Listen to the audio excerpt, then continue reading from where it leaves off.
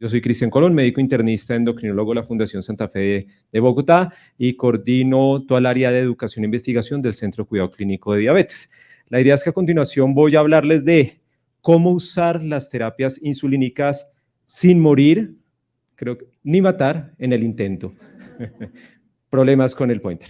Entonces, yo lo que espero es que después de esta charla sea opuesto a lo que ustedes están viendo en la diapositiva, que llegue un paciente con ustedes y les dice, mi hijo tiene síndrome de Pompe, y ustedes quedan como, ¿qué es eso? En cambio, yo lo que espero es que cuando llegue el paciente que diga, tengo la glucometría mayor de 400, tranquilos, sé cómo manejar esa hiperglucemia marcada. Entonces, me gustaría empezar con una pregunta para toda la audiencia y es, ¿cuándo es necesario considerar el inicio de la terapia insulínica? Entonces, algunos acá creen, o también en vía virtual, que si el paciente presenta una crisis hiperglicémica, debería considerarse cetoacidosis estado hiperosmolar. Sí, cierto, considerar suena interesante en ese escenario. Si el paciente tiene una hemoglobina glicosilada mayor de 10, sí, debe considerarse, es una glicosilada bastante alta, más alta de lo que la mayoría de estudios con antidiuréticos orales o antidiuréticos inyectables no insulínicos han incluido. Inestabilidad clínica dada por síntomas clásicos de diabetes persistente, hiperglucemia, es decir, polidipsia, pordiuria, pérdida de peso, sí. Pacientes que presenten con mal control metabólico a pesar de un escalonamiento progresivo de las terapias antidiabéticas no insulínicas, sí, ¿cierto? Entonces creo que todos estamos de acuerdo que todas las anteriores es la respuesta. Estas son unas de las consideraciones importantes para que siempre tengan en cuenta de cuándo iniciar insulina en su paciente con diabetes mellitus. Tipo 2, ya hablaremos de otros escenarios. Es clave que entiendan que la insulina es la única terapia antidiabética que permite descensos de la glucemia de forma dosis dependiente, sin techo. Ustedes pueden titular en forma indefinida y que se puede utilizar en cualquier escenario clínico del paciente. Si ustedes no saben qué formular en una cirrosis hepática avanzada, insulina. Si ustedes no saben qué formular en la mujer embarazada, insulina. Si ustedes no saben qué formular en un paciente con una enfermedad renal crónica avanzada, insulina. Entonces, en cualquier escenario donde ustedes tengan inquietudes, siempre la terapia insulínica tiene evidencia y ha mostrado seguridad y efectividad. Pero desde el punto de vista de la insulina, quiero que entiendan y que le transmitan al paciente que acordémonos que a medida que va pasando el tiempo, la función de célula beta se va deteriorando, como ya vimos esta mañana con el doctor Jaramillo, desde el momento en que el paciente tiene prediabetes, cuando alguien tiene prediabetes, ya las células betas están muriendo. Si no, ese paciente no tendría unos niveles de glucosa más altos de lo esperado. O sea, cuando el paciente ya tiene prediabetes, ya la célula beta está fallando. Y se considera que cuando el paciente se le diagnostica diabetes por primera vez, ya por lo menos el 50% de las células beta han fallado. Entonces, cuando ustedes reciban a su paciente con diabetes por primera vez, explíquenle que ya hay un daño importante de la función de la célula beta a nivel pancreático, de la secreción endógena de insulina, y por eso, en caso que fuera a ser necesario utilizar insulina, es una terapia hormonal de suplementación en diabetes tipo 2. Entonces, basándonos en este concepto fisiopatológico, deben enseñarle al paciente que el inicio de la insulina no debe ser visto ni como un castigo, es que si usted no baja de peso y no come mejor, le voy a poner insulina, o como un enemigo, es que la insulina esperemos que no tengamos que llevar insulina, o sea, porque es que yo espero que con todos estos manejos no logremos necesitar insulina, no lo analicen, no lo vean y no lo transmitan de esta forma, porque si no el paciente no va a querer iniciar terapia insulínica cuando sea necesario, como lo vimos previamente.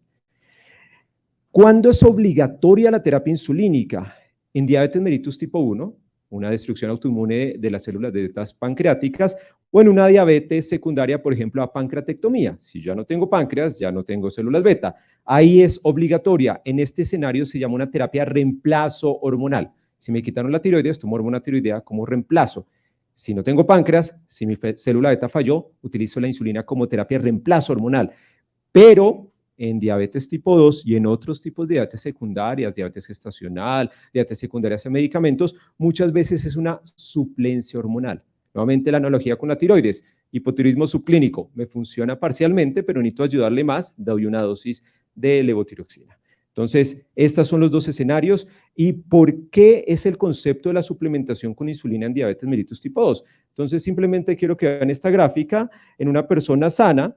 A medida que pasan las horas del día, vemos que a pesar de que la persona no coma, ¿sí?, que se produzca glucosa por el hígado y por el páncreas, por el hígado y por el riñón, perdón, obviamente el páncreas libera una producción de insulina progresiva que hace que amanezcan ayunas muy bien, entre 60 y 140 usualmente, y a pesar de que el paciente coma lo que sea, alimentos de un índice glucémico espantoso, usualmente las excursiones de glicemia no se elevan los 140. Pero cuando yo ya tengo diabetes, el problema es que ya mi célula beta está fallando, entonces ya no produzco la misma cantidad de insulina y por ende puedo y amanezco en ayunas alto, por eso uno de los criterios diagnósticos es glucosa en ayunas mayor o igual a 126, y como y se me eleva por las nubes. Por eso otro criterio es la poscarga mayor o igual a 200. Entonces, si damos una suplementación de insulina, lo que yo hago es darle una insulina basal, que está pintado de amarillo, y por medio de esa suplementación de una insulina basal, lo que trato es de permitir que la célula beta, que todavía está funcional, sea suficiente para controlar las excursiones postprandiales de la ingesta alimentaria. Entonces, por eso este es el esquema básico, una suplementación de insulina basal que uno puede ir escalonando según las necesidades del paciente. Entonces, por eso quiero que hablemos de cuáles son los tipos de esquema de insulinas que podemos utilizar. Entonces, nuevamente, nuestro objetivo es que la persona esté euglucémica. Entonces, lo primero que uno inicia es una insulina basal. Esos son esquemas de suplementación. Insulina basal, como les expliqué previamente. Una dosis de insulina de larga acción que durante las 24 horas del día controle la hiperglucemia que podría generar la gluconeogénesis hepática o renal y evitar así excursiones de hiperglicemia y utilizar el páncreas para controlar las excursiones prandiales. Pero si con la insulina basal es insuficiente, luego puedo poner un bolo de una insulina prandial. Entonces el bolo de insulina prandial se puede poner o con la comida principal o con la que haga una mayor excursión glucémica. Entonces cuando uno tiene una adición de un bolo, se llama un esquema basal más un bolo prandial. Pero si sigue mal controlado, podemos ponerle un segundo bolo prandial. Y si sigue más controlado, ese es el basal más 2 bolos prandiales. Y casi ya. Y si sigue mal controlado a pesar de los 2 bolos prandiales, utilizamos a lo que se llama un esquema basal bolo o basal más 3 bolos. Ese es el esquema más avanzado de insulinización. Pero aterricemos todos a un caso de la vida diaria, una paciente que me llegó este año y que yo sé que a ustedes les llegan muchas glorias. Ella tiene 67 años de edad y llega a consulta porque el nefrólogo la envió porque su azúcar estaba volando. Ella tiene diabetes desde hace más de 20 años, diagnosticada a los 45 años y de síntomas refería polidipsia. Además de su diabetes, tiene dislipidemia y enfermedad renal crónica, por eso la ve en nefrología. Venía en terapia antidiabética oral triple. Vemos que está con un inhibidor de CGLT2, un inhibidor de PP4 y metformina, y además de todo está utilizando irbesartán para la protección renal y tiene su rosuvastatina para la parte de la dislipidemia. Al examen físico, al valorar Gloria, vemos que es normopeso, un índice en 24.55 y el resto de factores de riesgo cardiovascular están bien controladitos. ¿Qué vemos? Hipotrofia en extremidades, muy típico de muchos pacientes con diabetes porque no hacen ejercicio, no se les olvide hacer ejercicio. Los exámenes con los que llegan en febrero del 2022, glicosila en 10.2, glicemia en ayunas 230 y una depuración que nos da de 45.5 por seca de EPI. Un perfil lipídico que realmente el LDL está bastante bien para su riesgo cardiovascular, 48, y una hipertrigliceridemia que obviamente sé que todos saben que es por el mal control glucémico. Acordémonos que la lipoproteína lipasa que degrada los triglicéridos depende de insulina y si mi insulina está fallando, pues realmente no va a funcionar adecuadamente. Cuando uno interrogaba a Gloria acerca de otros síntomas de catabolismo, no había una gran claridad, pero dice que en los últimos 10 años había venido perdiendo peso progresivamente sin buscarlo. Acordémonos que la hiperglucemia genera glucotoxicidad y lipotoxicidad, y esa gluco y lipotoxicidad, un paciente mal controlado por mucho tiempo, termina de dañar el páncreas. Entonces, la pregunta que les haría a todos es cómo podemos ayudar a Gloria. Entonces, obviamente, yo sé que la respuesta de todos es insulina, pero entendamos los principios básicos para lograr el éxito con la terapia insulínica. Acordémonos, todo es modelo central en el paciente. La insulina, si ustedes la saben manejar en forma extraordinaria, no sirve para nada si el paciente no la sabe manejar. Entonces, número 1, educación del paciente del uso de la insulina. Ustedes pueden ser los más expertos de la insulina. Si el paciente no lo sabe hacer, no va a servir. Número 2, apoyo continuo al paciente en su adecuada insulinización, en su adecuada utilización de insulina, y no solo es de los profesionales médicos, sino los profesionales como enfermería, auxiliares de enfermería, toda la parte educativa es clave para que haya éxito. Esos dos aspectos son básicos porque la clave de la terapia insulínica es que el manejo sea por parte del paciente. Perdón, que también tengo problemas con este pointer. Entonces, el automanejo de la terapia, ustedes se van a dar cuenta que acá en adelante voy a hablar de automanejo, es el centro de la terapia insulínica. O sea, quien debe saber manejar la terapia insulínica es el paciente, con nuestro apoyo y con el apoyo de toda la parte profesional de educación.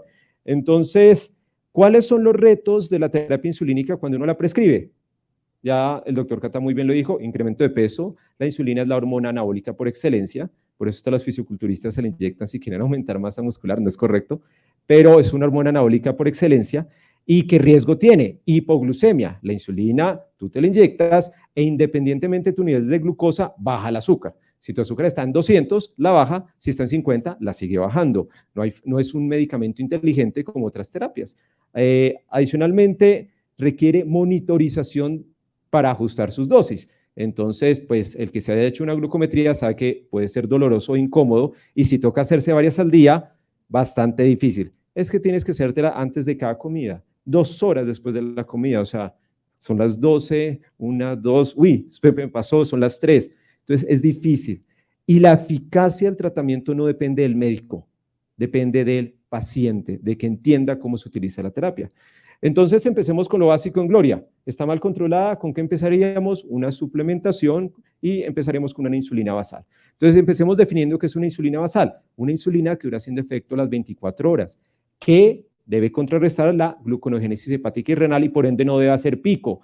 Por ende, las dos insulinas, solo las insulinas análogas son realmente insulinas basales, o de primera generación como de Temir y Glargina U100, o de segunda generación como Glargina U300 y de Gludec. ¿Por qué? Porque una insulina NPH, que era lo que teníamos durante muchas décadas, acordémonos que no dura haciendo efecto 24 horas y que además de todo hace pico, ese pico que ustedes ven en la gráfica que aumenta el riesgo de hipoglucemia. Entonces, desde el punto de vista de las insulinas, cada vez han surgido nuevas generaciones y algo interesante, las insulinas análogas de segunda generación versus la de primera o NPH. Acá vemos cómo, desde el punto de vista de control glucémico, ¿sí? Los metaanálisis son claros, pueden poner lo que ustedes quieran de insulina y todos van a bajar lo mismo. No hay diferencia con ninguna de las dos análogas de segunda generación de reducción de hemoglobina glicosilada.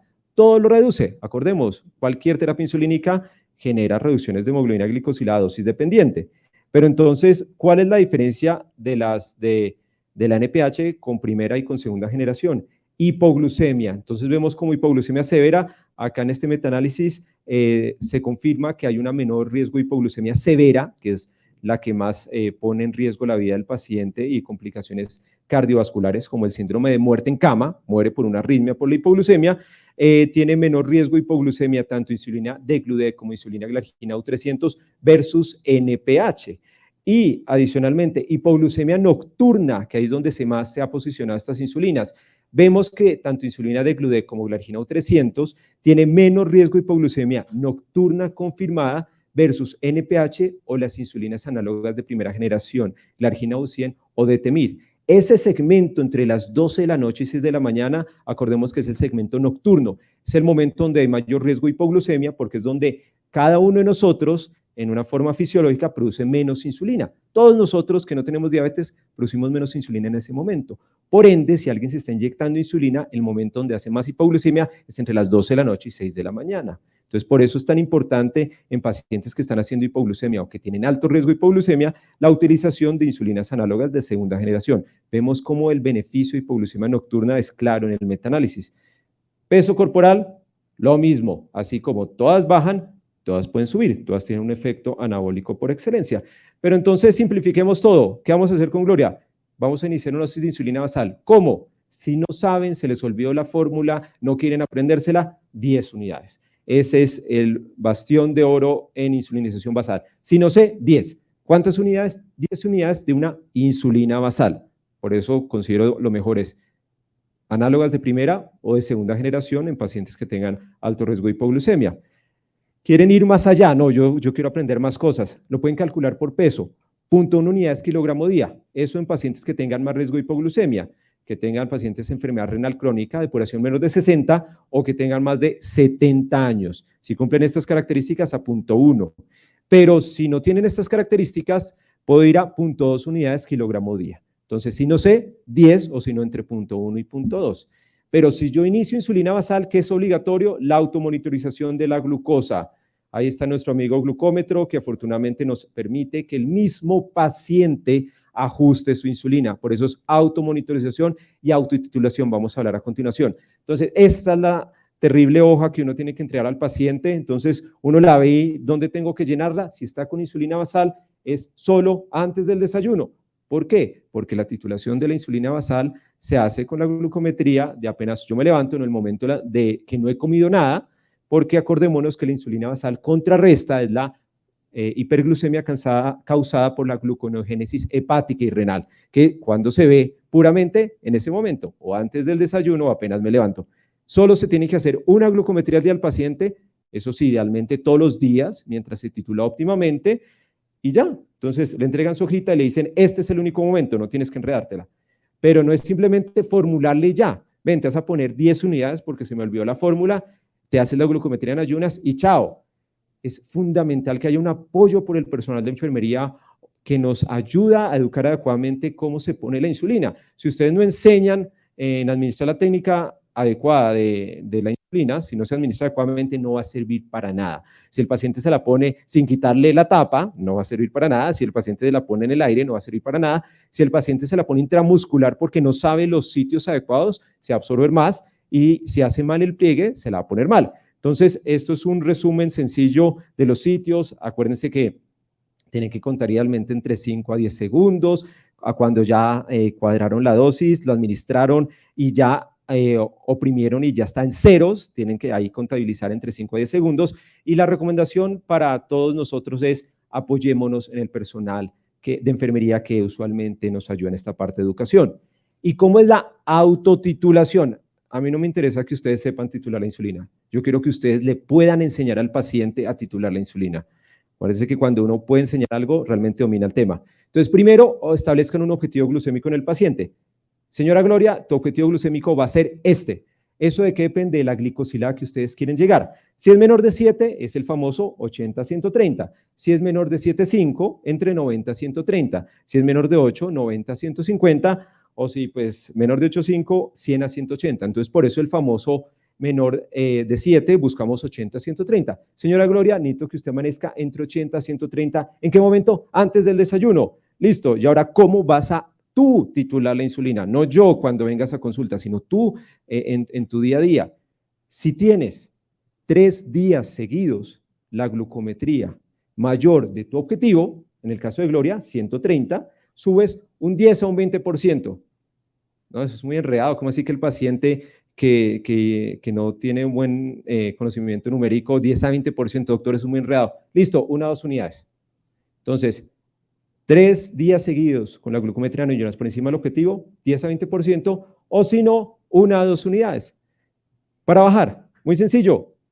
Si llegas a tener un día por debajo del objetivo, bajas un 10 a 20%. Más fácil, 1 a 2 unidades. Así de sencillo. Acordemos que el que debe ajustar es el paciente, no ustedes. Bueno, obviamente ustedes y también el paciente. No se les olvide que no es titular hasta la dosis infinita.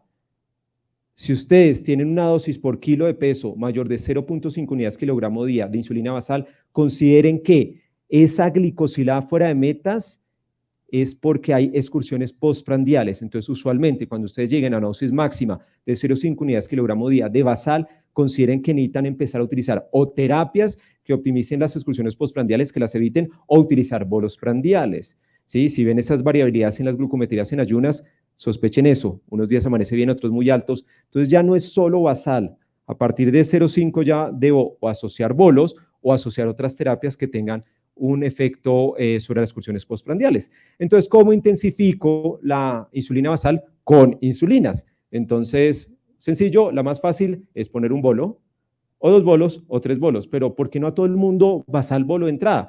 Hay un estudio muy interesante que se llama el estudio Stepwise y de ahí es donde las guías recomiendan hacer un esquema de escalonada de intensificación donde a pacientes mal controlados con insulina basal a la mitad se les ponía basal bolo y a otra a la mitad se les ponía un bolo con el desayuno o la comida que hacía más excursiones y se evaluaba los 3 meses y si seguía alta se le ponía un segundo bolo y si seguía alta un tercer bolo. ¿Y qué se vio? Finalizando el estudio, a lo largo de 9 meses, ambos grupos llegaron a la misma hemoglobina glicosilada, pero con menos riesgo de hipoglucemia en los que hicieron un esquema de escalonamiento paso a paso. Entonces, acordémonos que el paciente con diabetes ya lleva años de enfermedad, o si no, ya no tendría una falla célula beta tan importante.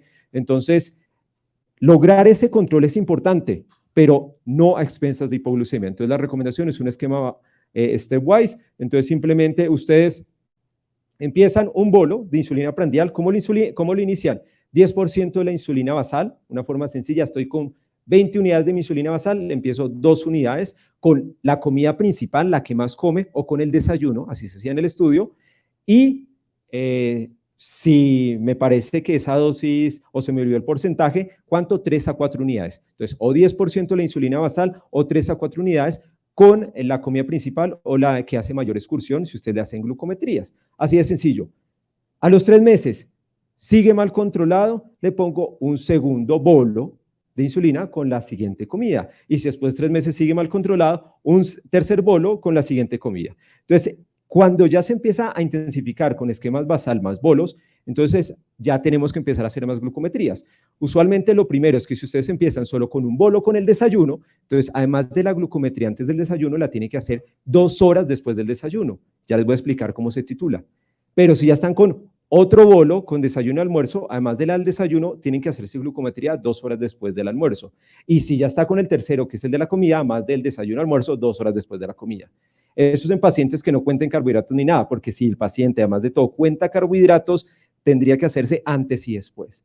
Y es que por eso es que ya en los pacientes que están con múltiples dosis de insulina, y eso está en el consenso colombiano, ya uno podría escalonar de glucometrías a un sistema de monitoreo continuo de glucosa tipo flash, que hablaremos más en la tarde con otro endocrinólogo, pero es importante que ustedes sepan, si el paciente está con múltiples dosis de insulina, ya el sistema cubre los sistemas de monitoreo flash, porque hacerse ya más de 2 glucometrías al día va a ser difícil y doloroso. ¿Y cómo se aumenta? Sencillo.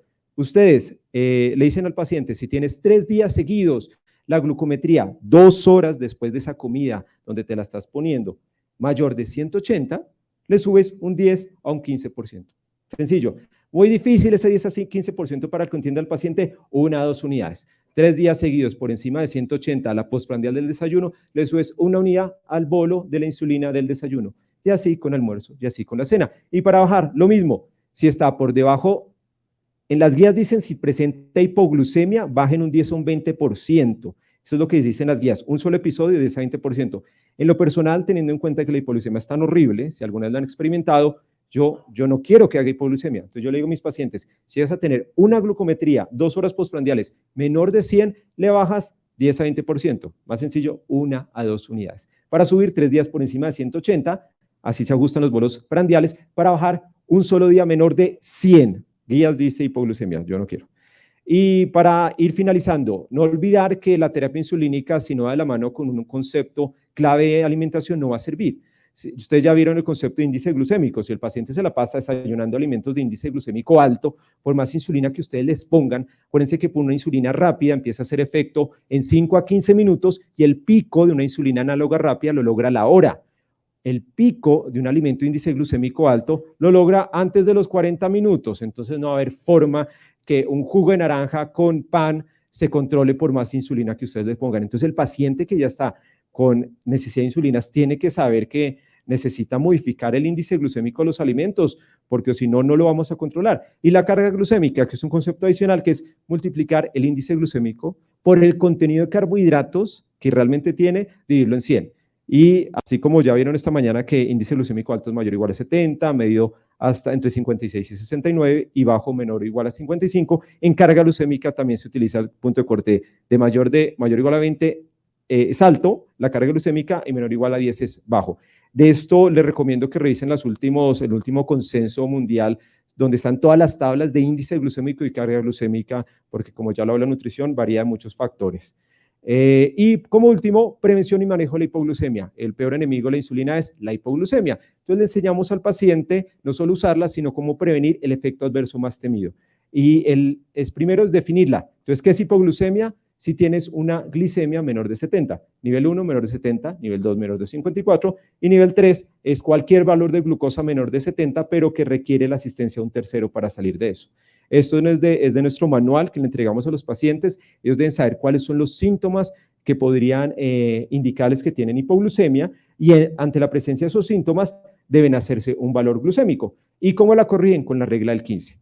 15 gramos de carbohidrato en estado líquido o tabletas de glucosa que no se consiguen en Colombia, toca importarlas de Estados Unidos por Amazon, y a los 15 minutos se mide el valor de azúcar nuevamente. Entonces la regla al 15 gramos de carbohidrato en estado líquido o tabletas de glucosa que de 15 gramos y a los 15 minutos se mide.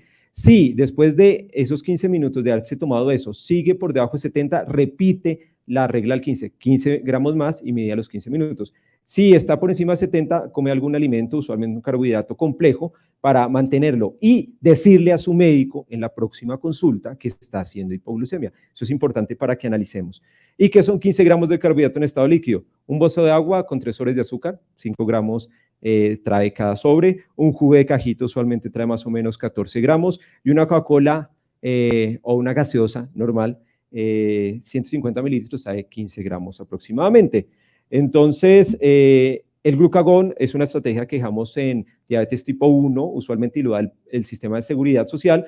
Si hay un episodio de hipoglucemia severa, los familiares, hay que educar a los familiares, tienen que saber cómo administrarlo. Ahí nos ayuda mucho el personal de enfermería. Se pone 1 miligramo donde caiga, subcutáneo intramuscular, 1 miligramo, tienen que aprender a envasarlo y aplicarlo. Aprovechen mucho sus educadores de enfermería.